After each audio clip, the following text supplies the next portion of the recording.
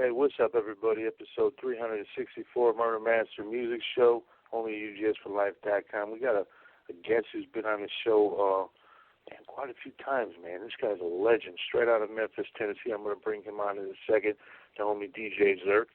You know what I'm saying? I want to shout out everybody over at the Murder Master Music Show. You know what I'm saying? The homie Brandon, a.k.a. Pittsburgh Patrick, doing his thing, Sinister. Of course, my co-host, Mac J.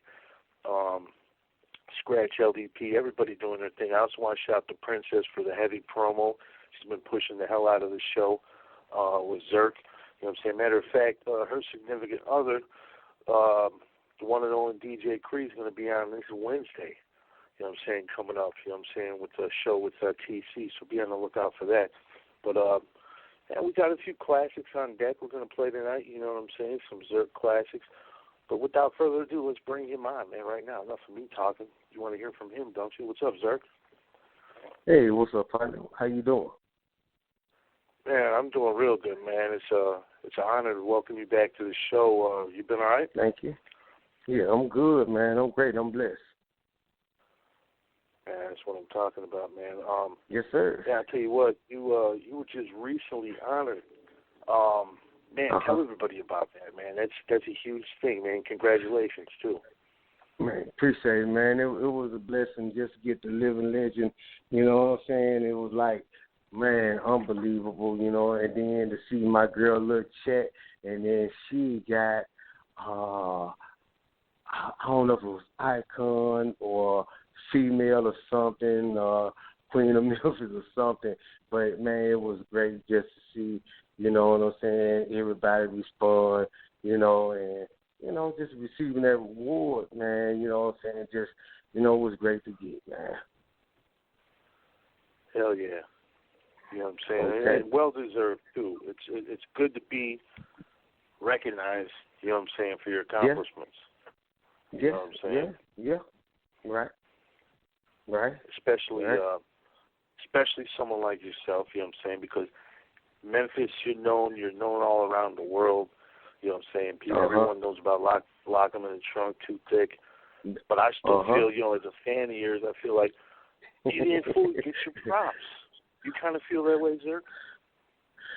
Well, man, it's like hidden props in so many ways. It's just like this guy produced for Juicy J. Man, he just called me up out the blue. You know what I'm saying? And it was like how much he respected me and all this. And, you know, he was like he produced with Juicy J. But, you know, and then to hear him say, he said, man, when I first met Juicy J, you know what Juicy J told me? I'm like, what? He said, man, go listen to DJ Squeaky and DJ Zerk. And I'm like, that came out of his mouth? He was like, yeah. So he studied, you know what I'm saying? And I think he did some stuff for Project Pad and stuff. But to get that kind of, you know, response from people, man, it's like, man, I'm blessed. You know, it's like, it's wonderful. Yeah.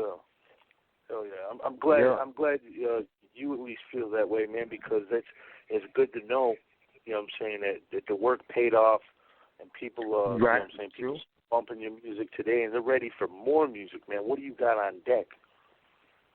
What I got on deck that's coming, I got Lock 'em in the Trunk series that's coming, and it's going to be distributed by, there's a company called Def Jam Memphis that is in Memphis. They is a part of Def Jam, and they got Universal Distribution, and I got the greatest hits for to get ready to come. Man, I got quite a few things that I really already recorded that I'm really actually, the timing is something, man. You know what I'm saying? And we have to find the timing. That's how artists hit, when they find that right timing. But who know what the timing? You know, you just got to keep on working until that time.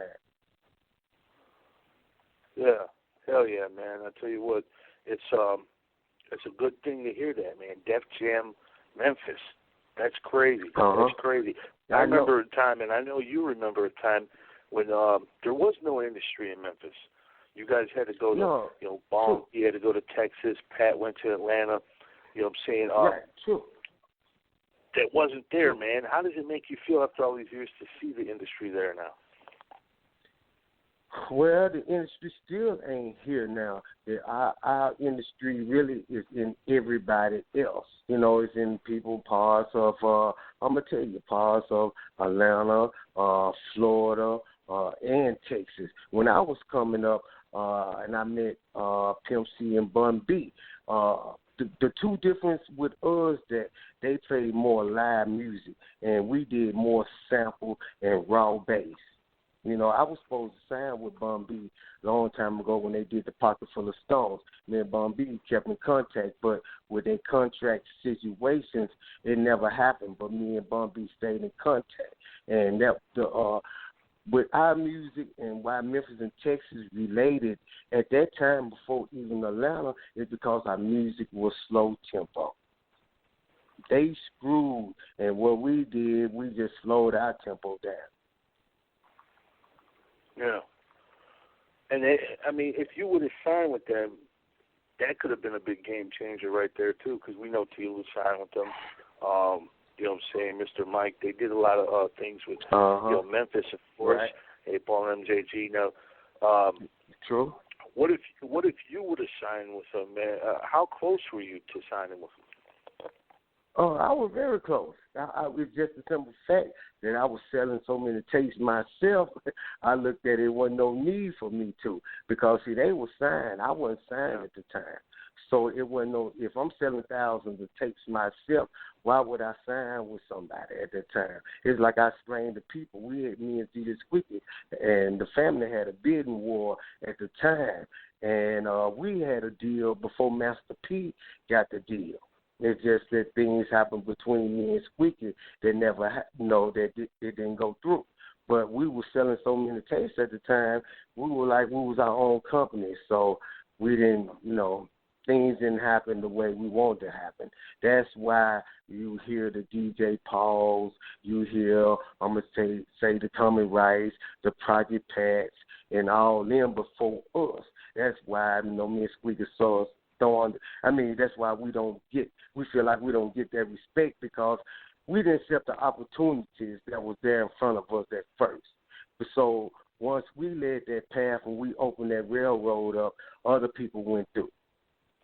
So, things, Memphis music grew, we couldn't stop it. DJ Paul told me like this, and this is why I respected him. He said, man, I'm a fan of your music. He said, Zerk, Zerk, you not going to stop nobody from being a fan of your music or being influenced by you. And he said, you just wait. He said, you just wait. Just listen to the music. You think that what they doing now? He said, you just wait. Man, you're going to hear lots more. And it chills me out. I sit back and I say, wow. I say, wow. How, we influence people with that style. Like the chop style. Me and Squeaky was doing that before they was even doing it. We was chopping samples up. The SB12 wouldn't let us take a whole sample and let it play out. So what we had to do, we had to chop them samples. Now look at today. Yeah. It's wow. It's like, wow. Yeah. Me and Squeaky sit back, and y'all don't know what we talk about. And we'll sit back and we're like, look at it now, man. Just look at it. But we never thought it would ever be this way. We never thought that, man.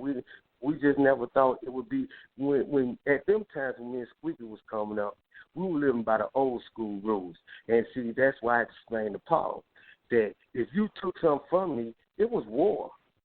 We didn't look at it that you was influenced by me. You can't take my style, and that's what me and Squeaky thought at that point, that you can't take our style.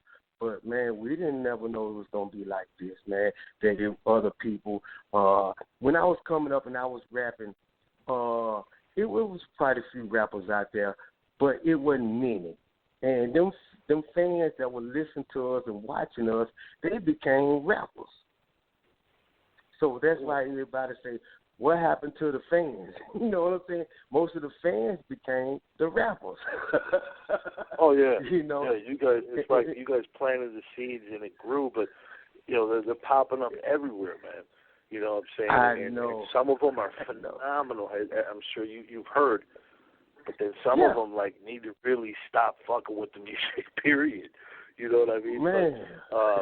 Because you know what right. that does. Like when you suck and you make music, it fucks it up for the talented ones because you got to filter through so much bullshit to find that heat. You know what I mean? And a lot of times the heat gets buried. You know what I'm saying? To the point to where nobody even knows about it. So yeah, man, that's real shit, man. This motherfucker's popping up everywhere. You know what I'm saying? Off the devil shit. Right. Look at the devil shit. Everybody's wanting to do the devil shit. You know what I'm saying? But see, the devil shit is not commercial, so they not gonna invest that money. Or whenever you hear Drake or you ever hear these commercials, all that stuff is just cut up and just watered down. They not speaking no real truth. But when you go back to the hood, like you say, and stuff like that, the real stuff, it's like it's too much or something for people. I mean, commercialism is already set at a standard that is so high that, you know, it ran by money. It's money driven. You know, it's money just driven. You know, I looked at Amigos' video for the first time on one of their songs. I really never even watched them or even know a song, and somebody playing a video, man, it was so whack that it did not even make no sense to me. But it was money driven. Yeah. They put a lot of money into that crap, man. They put a lot of money into that. Right. Yeah. True. Mhm. Yeah. Yeah. It's crazy that stupid Panda song. It's like, what in the fuck? And you look at it, it's got 600 million or whatever, how many million views. It's like, holy shit. You know what I'm saying? Back in my day, I know that sounds like an old man, but back in my day, we wouldn't give that no fucking play at all. We'd be like, what the fuck? I know. Get this shit out of here. You know? But some people love it, man. And I'm going to tell you, I talked to, what's the producer name from Atlanta that produced their music at first? What's his name? The producer that produced their music at first, the little short guy. I can't. I can't even think of his name. But what he told me, but see, this is what he told me. The guy from Atlanta. I swear to God, this is what he told me. He said how Migos got their style. He said, man, he didn't listen to Skinny Pimp. I swear to God, man, we was eating at the table on Beale Street in Memphis. His name gonna come to me in a minute. And he was like, Amigos couldn't rap. Swear to God, that's what he told me. Because he was like, Zerk, I mean, I was surprised. He was like, Zerk, how you feel that these people are still taking your style and taking Memphis, but he was like, Amigos actually, he didn't say lower influence. He said they got their style from Skinny Pimp. He said once he taught them that style, because what they do, they more freestyle now on the mic. They don't write. That's why it's so watered down. They don't write. They just do it from bar to bar. They record from bar to bar. He said he was used to try to get them to hurry up and record because he didn't have time to sit there all day. So he said once he gave them a rhythm of Skinny Pimp style, this is what he told me. Once he gave them a rhythm of Skinny Pimp style, he said they went on from there. It was just an idea. And you were like, man, they went on from there. I'm like, wow. Zaytoven. That's who it was, Zaytoven. And it was a couple more of his producers that was there. And, man, I'm like, serious? He said Player Fly was, when he came from California, he said Player Fly was one of his first artists that he heard from, Memphis, and it influenced him to do the Memphis style. And I'm like, man, I'm just sitting up there like blown away, like serious, like serious, straight up. That's the way it is, man. I was like, wow, man. Yep. Hell yeah, Zerk. Well, I'll tell you what, for the people, we got people on the line. We're going to bring a few of them on in here in a minute. Okay. But let's give everybody tuning in a taste of what you brought to the table, back in the day. This is a locker in the trunk, man. Why don't you intro this classic for us? All right. This DJ Zerk produced by DJ Zerk and DJ Squeaky. You're now for listen to Lock 'em in the Trunk. You're missing out. And so let me tell y'all something. And y'all listen to that bass line. That was one of the first time bass line with a bass that ever been playing with the boom, boom, boom, boom, boom, boom, boom. You know what I'm saying? How me and Squeaky actually like that at the time for sure. Right. How me and Squeaky created that was that we wanted, everybody was playing live music at the time. So we were like, well, we'll just play it like a real bass line, So that's actually how that came about. And Squeaky, he was like, in the early 90s, he was like, man, you hear everybody bass line? Man, Squeaky didn't like nobody.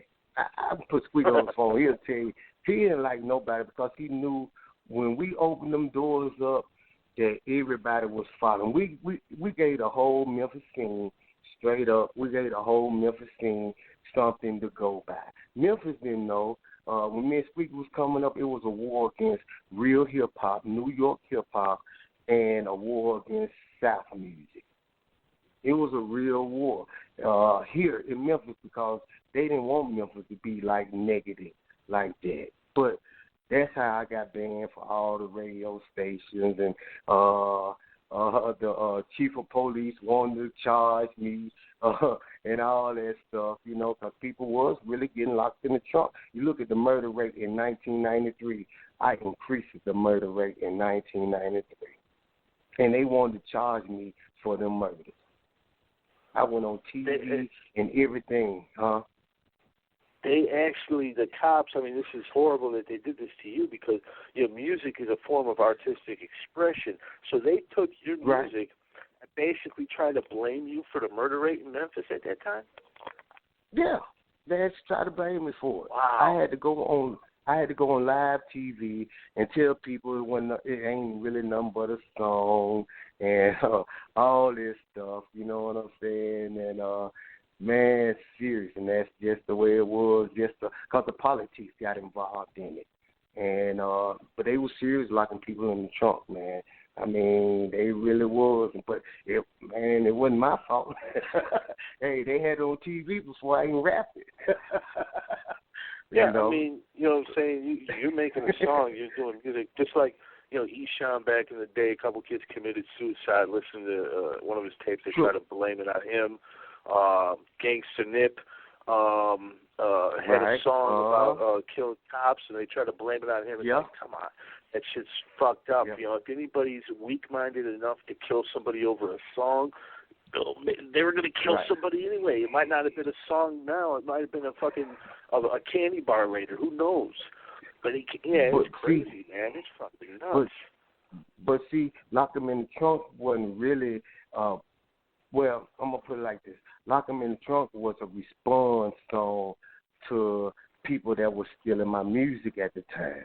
And that's how I came about with Lock 'Em in the Trunk, because that's what we feel like that we was going to do. If we seen them or we caught them anywhere, that's what we feel like that we was going to do.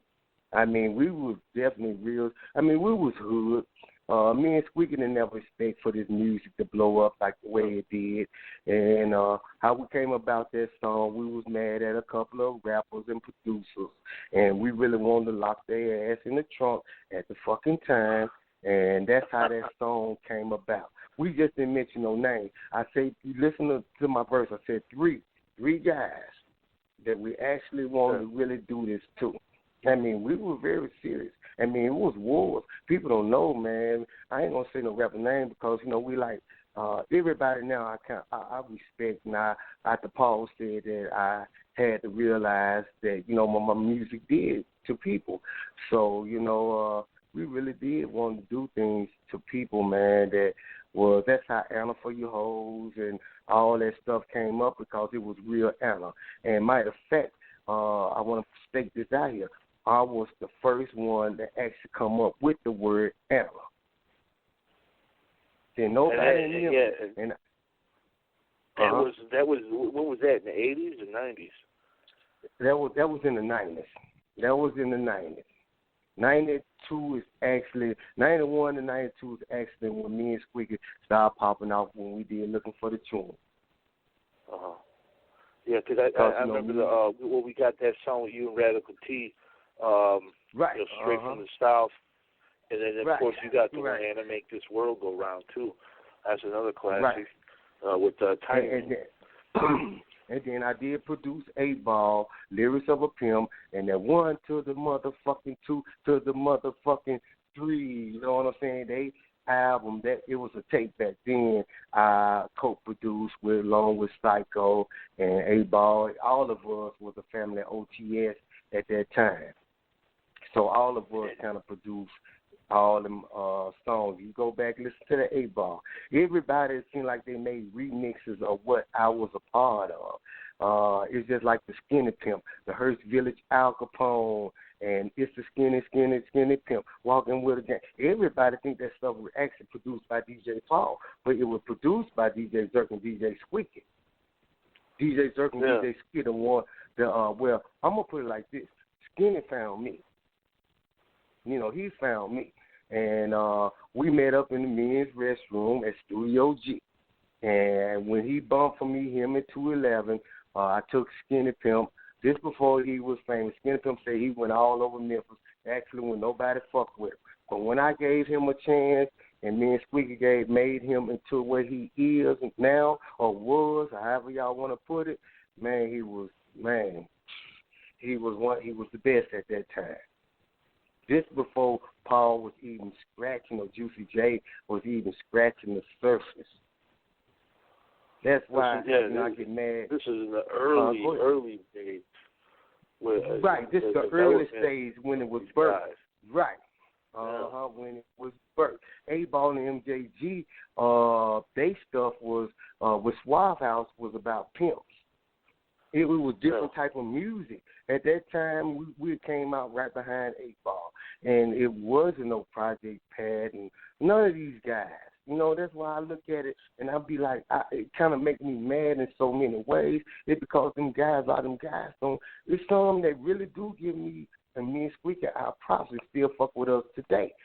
But get the truth out, you know what I'm saying? It's like everybody want to be known to really get that truth out. You know, Al Capone is a brother of mine, but you listen to his music back then, it wasn't like me and Squeaky. You listen to SMK music, it wasn't really like me and DJ Squeaky. These are guys that kind of was doing it at the time, you know what I'm saying, me and Squeaky. But when me and Squeaky stormed through, it was like everybody ducked for cover. You know, that's just the way it was. We outsold everybody at that time. So that's why I say it wasn't even me and Bun B, and Bun B used to call me. It's like it wasn't no, in a way, it wasn't no need. It's because, I was making more money than they was at the time. You know what I'm saying? Selling tapes. And, you know, I wish I would have did it in so many ways because what happened in my career in which, you know, nobody just, me and Squeaky know what happened, you know, but nobody else really know what happened. That what led to DJ. DJ Paul was the next best thing to Squeaky. It's because what DJ Paul was producing was DJ Squeaky music. So when DJ Squeaky vanished from Memphis, it was hard for me to get out the music at that time, you know, because the studios at the time of Memphis was more like blues studio, where nobody, that's why we had to record on 4 tracks and shit, because Memphis wasn't even, you can go to Atlanta, I used to go to Nashville, and they was digital still at that time. Memphis, it was real, ugly, real to real, in a blues studio. You know what I'm saying? With nobody. Just the bare essentials at the time. But you guys made it work, right, Zerk. You guys made it work. Yeah, we did.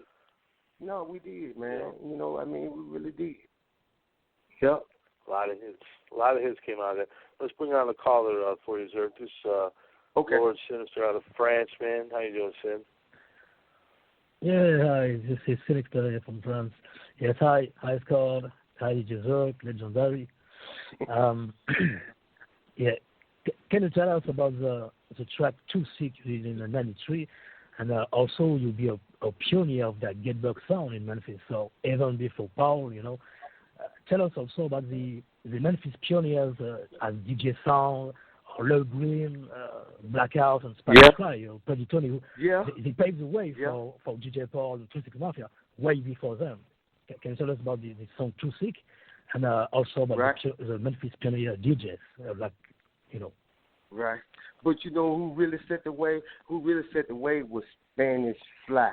And that's what I'm telling everybody. Everybody else was after. Once style was found, everybody else was after. But everybody that you said, I do give props to. Mr. Ski is not just a old artist from back then, but Mr. Ski, he is raw. That's talent.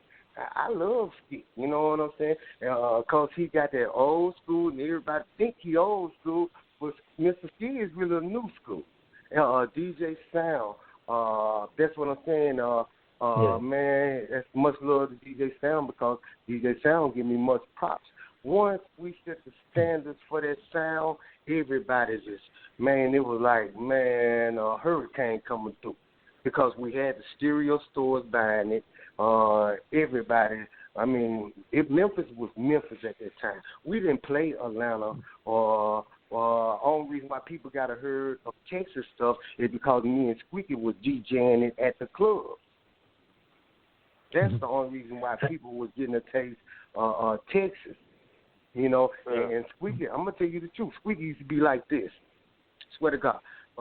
Me and Squeaky at the time at the Spanish Fly. Once Spanish Fly kind of died down, me and Squeaky just flew through. And Spanish Fly used to come over our house before he did smoking onions and all that. He was kind of learning off fuzz. He had a different type of style. And that's what I'm telling. I was saying Memphis was diverse at the time. You had New York style and you had the gangster, you know, at that time. But once, go ahead. Do you know why Memphis did, this devil shit? How it starts? Who started? In fact, really, and what's its town? Do you know where it's come from? You know why Memphis come? Oh. Is the only town who sound like Memphis now. Man, little white is so high hat, did gangster part and all that. You started all right. You said who started all, or I can tell you what I thought what you said. Well, I'm gonna tell you. Want me to tell you the truth? I tell everybody the truth. You know, because me and Squeaky influence Texas actually really started. But see, this is what me and Squeaky. I'm gonna put it down to all y'all. Okay. Texas really just actually started the devil shit. You know what I'm saying?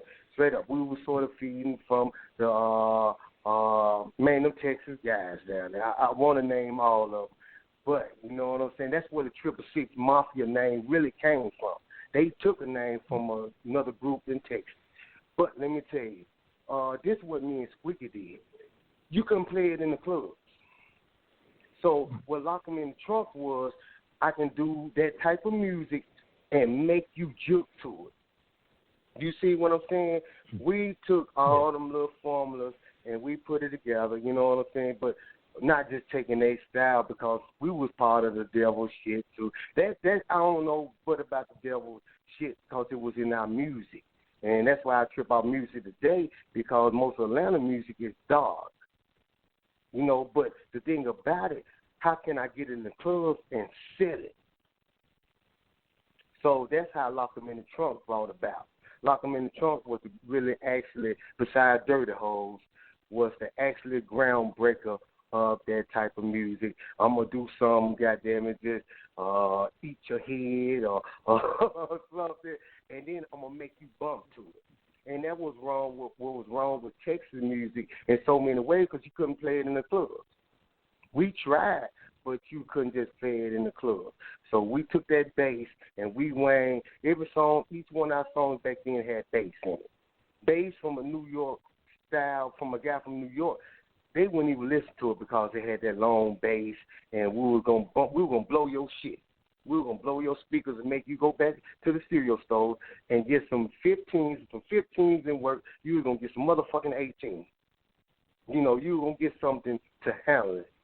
So that's what we did, man. We just put some bass to it, kept it club, and you was gonna dance to it. So that's how everything really actually came about. Well, we had Lord Infamous on the show before he passed. Rest in peace, Lord Infamous. and he said that Gangsta Nip was a huge influence to him. Yeah, you know what I'm saying? I mean, right. True. You're right. You're on point. Yeah, he was. But we was ones that was, me and Squeaky was DJing at the clubs.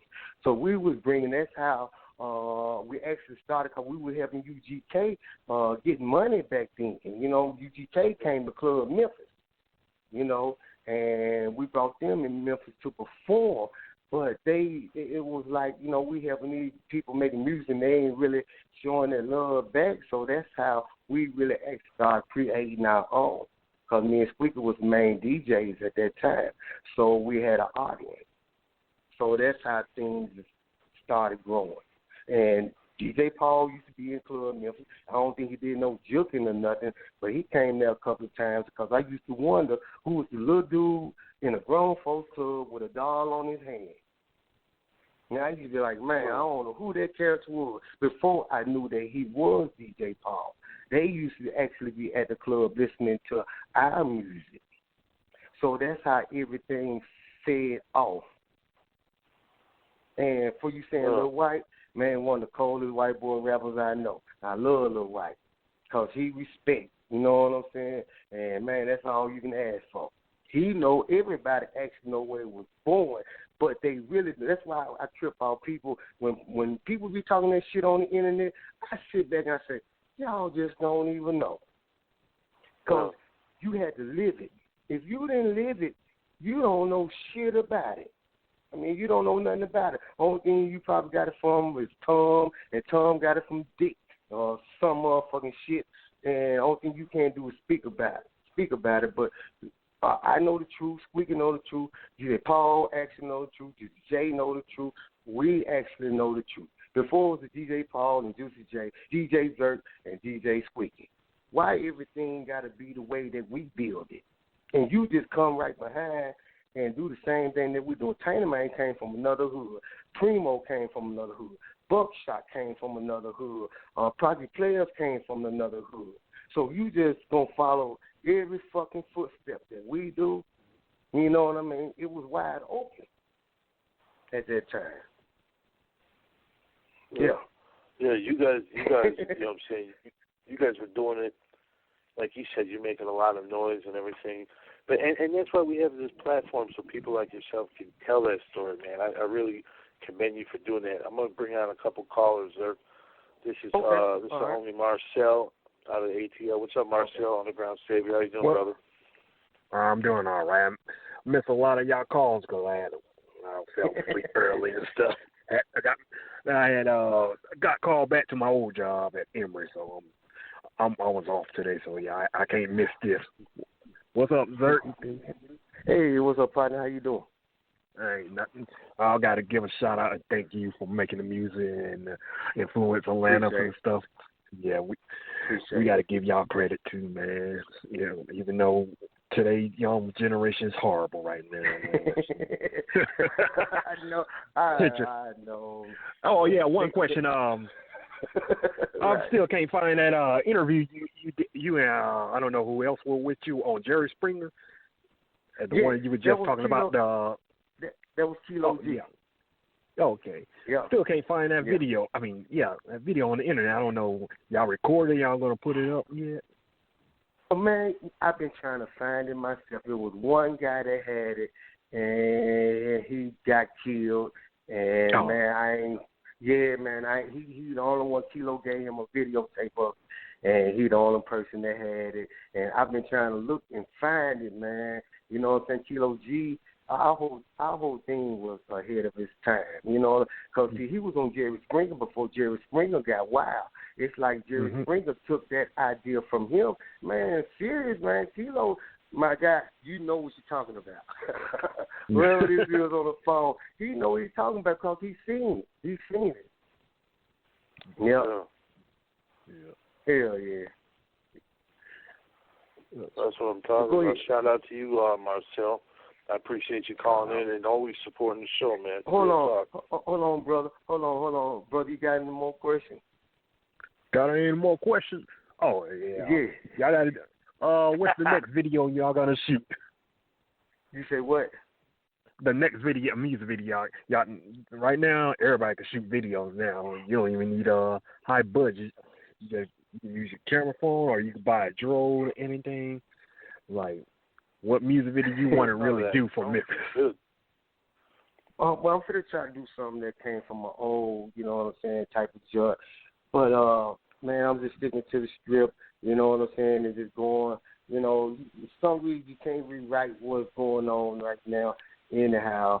And, you know, that's why I do certain things because the things that I did is already history. So I don't want to break or hurt that history. But I got some new stuff that's going to get ready to come. So another clothing line I'm going to get ready to drop. Man, I got a lot of music to get ready to come, man. And, you know, I'm working with Lil White, Crazy Boy, Al Capone, DJ Squeaky. We're going to get ready to drop like a legend tape. You know, everything is right now in the making and being recorded. So, I mean, man, just keep waiting, man. It's coming. Yeah, okay, I mean, Memphis, thing about Memphis, we ain't going to stop because, man, I mean, we've been living it, man. We done just seen it. Mm-hmm. Right? Yeah. Hell yeah. You know what I'm saying? We're looking forward to that. I'm going to bring on another caller with us. We got this Chad Blunt out of Memphis. What's up, Chad? Oh, wow. Chad Blunt is motherfucker. DJ Zerk. I got mad love for you, my nigga. You my guy. Man. Been bumping you for years. Man. Hey, turn your radio down, homie. Huh? Hey, man. I'm gonna tell you something, man. Hey, yeah. Hey, he said turn your radio. Hey, man, I'm serious, man. I was with this guy one day, and he was a young cat, and I was playing all my old shit, right? And the man said, "Man, Future still y'all style." You know what I'm saying? With the pauses and shit. Man, he was very serious. I just looked at him, I just smiled because you can hear it. Man, I've been bumping you for years, man. I've been bumping you for years, man. You like a legend to me. Like, appreciate ever since I was 5 years old, I'll be telling for this story. Ever since I was 5 years old, I've been bumping your shit. I've been bumping your shit. Appreciate that. Even like with Radical T. Like, I grew up on that. Wow. I grew up on that. Wow. Young nigga. I'm like, damn, everybody, you a fan of this Straight shit. from the Like, I am. So, I just got much love for you. You know what I'm saying? Appreciate it, Chad. Can I ask you a question, sir? Can I ask you a question? You think I'm whack? Do you think I'm whack? Hell no. You know, one reason why I do love you is because you ain't doing what everybody else is doing. You know, you could put some auto-tune. The stuff I heard, I don't think I heard any auto-tune. Or, you know, you can do what you doing Memphis. And that's what Memphis has to be, is Memphis. Because I learned from Atlanta, a guy. You know, I'm not knocking Atlanta. I love Atlanta and what they done elevated with the technology, with the beat style. You know what I'm saying? But you got from Atlanta, like, nigga, shit, y'all niggas the shit. You know what I'm saying? So I'm like, wow, you know, it's crazy, bro. Yeah. I just want to call and just show you my love, man, because appreciate you that nigga, sir. You are that nigga. Hey, for real. Hey, man, appreciate it, Chad. You will too, man. Just keep working hard at it, man. And, you know, everything going to come to life. Just be patient and keep man. on. That's a bit, bro. I'll let you, man. All right, my guy. Thanks for calling, Chad. Stay on the line, brother. All right. Chad Blunt. That's a good name. Good last name right there. There's your last name. We got another caller for you, Zerk. Area code 919. What's up? Who is this? What up, Zerk? Hey, what's up, man? How you doing? Hey, man, it's your homeboy, Lil Tech, man. Who? Tech. What's up with you, boy? How you doing? What's good with you? Hey, man, I figure I got to get it somehow, man. I just wanted to pay homage to a legend, homie. Appreciate it, man. Much love. Yes, sir. Keep grinding out there, man. You know, we supporting you over here on my side of the street, man. And, you know, you laid down the foundation for a lot of niggas out there in the M time, man, especially for me. You know, and a lot of artists like Gangsta Pat, Lil Tech, the T-Rocks, everything, man. So, you know, I'm just online just giving you the salute. Hey, man, T-Rock and them like my fam, man. I mean, DJ Creed, you know what I'm saying? And, man, they it's like family to me. You know, I represent what they represent. You know, I'm serious, bro. I'm telling you. Yeah, man, you know, I've been reaching out to you for a long time, homie. I know, bro. I know. You still working? You still taking care of your business? Oh, yeah, man. Still doing what I do, man. Still doing what I'm doing, man. That's right. Just taking it one hustle at a time, man. Hey, that's all you can do, man. That's all. Yep. Yeah, no, so. But I ain't going to hold your time up, man. I just wanted to salute a legend, homie. Hey, appreciate it, man. Thanks, brother. I appreciate it. Thanks for calling in, Lil Tech. Yeah. Yeah, that's my homie right there, man. You got Word. You got people all over the globe, man. You know what I'm saying? Matter of fact, Homie from France wants to ask you another question here in a minute. Okay. It's 5 a.m. where he's at right now. That's dedication. You know what I mean? That's dedication. Wow. But let's give him this straight from the South, man, with you and Radical T, man. Tell us about this one. This one goes back ways.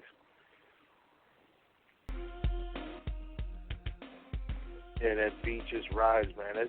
You know what that reminds me of, Zerk? That reminds me of some Ice-T stuff, man, like some drama, power. You know what I'm saying?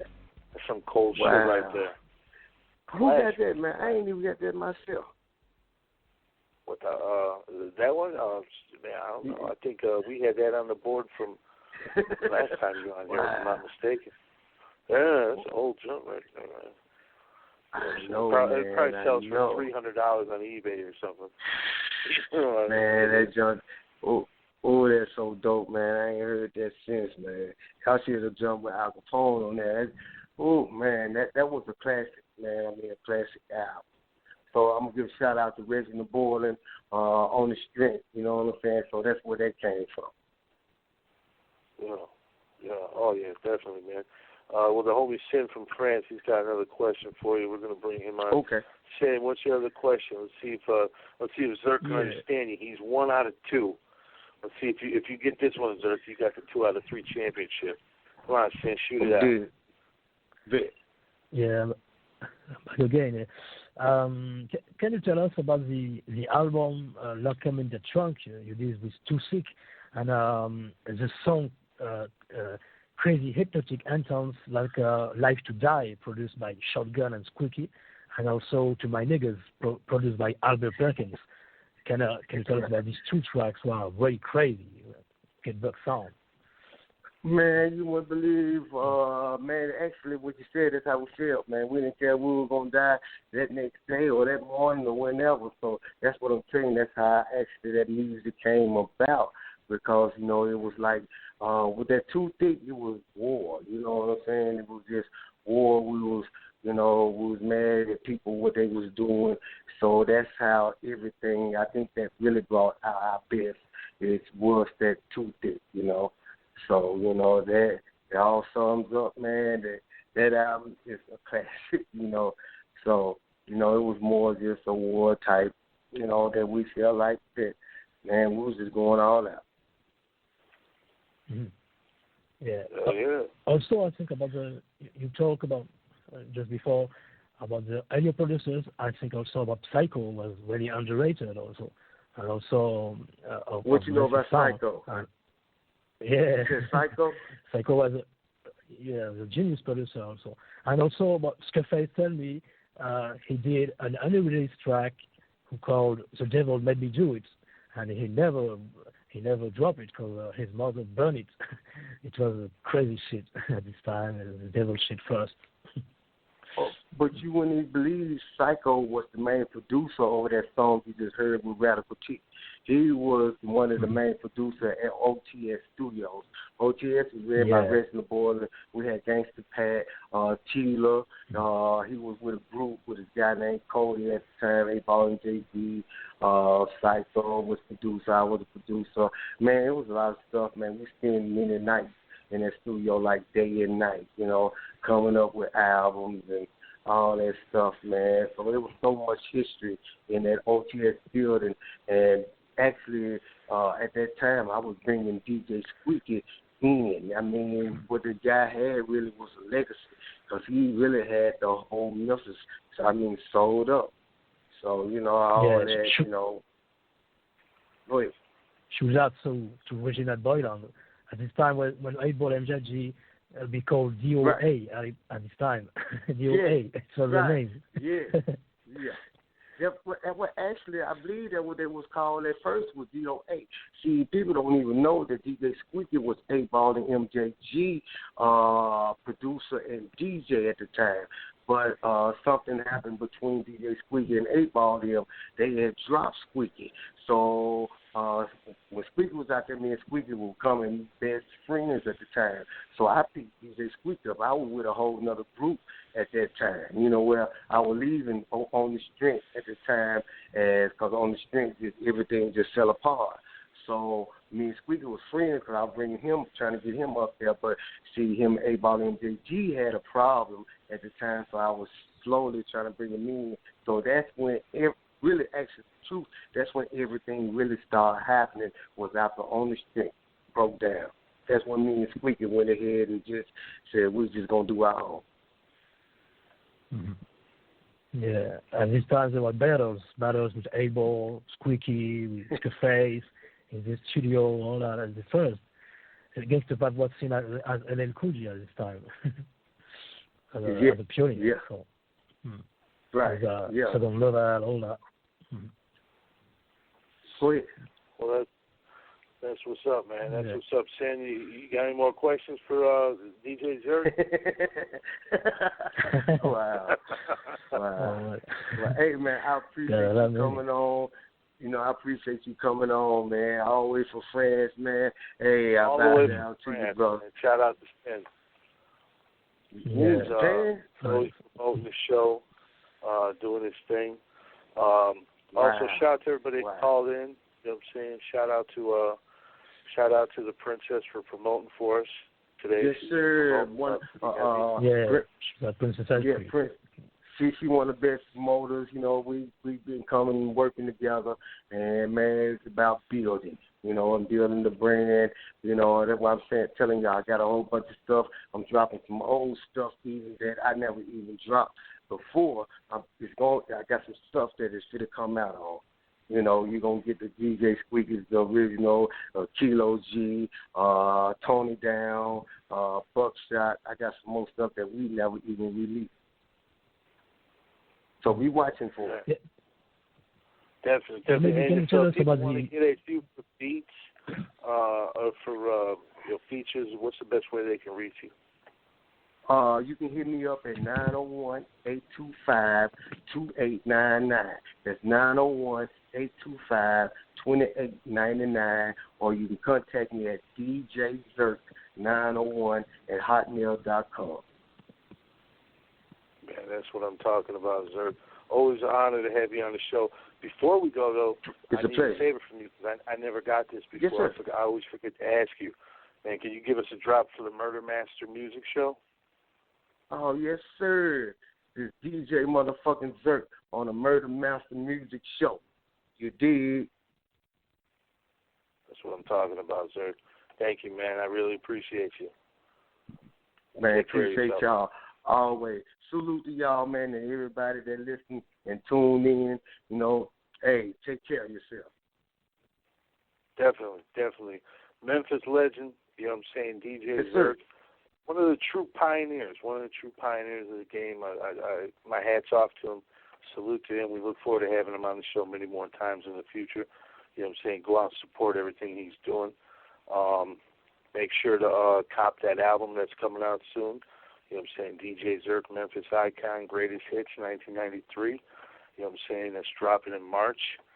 Make sure you go cop that and support a guy who really helped put a lot of people on.